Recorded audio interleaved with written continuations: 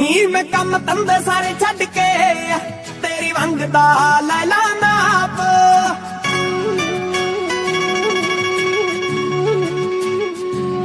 ਨੀ ਮੈਂ ਕੰਮ ਧੰਦੇ ਸਾਰੇ ਛੱਡ ਕੇ ਤੇਰੀ ਵੰਗ ਦਾ ਲੈ ਲਾ ਨਾਪ। ਜੋ ਤੇਰੇ ਦਿਲ ਵਿੱਚ ਧੜਕ ਰਿਹਾ ਮੈਨੂੰ ਬਿਲਕੁਲ ਸੁਣਦਾ ਸਾਫ਼।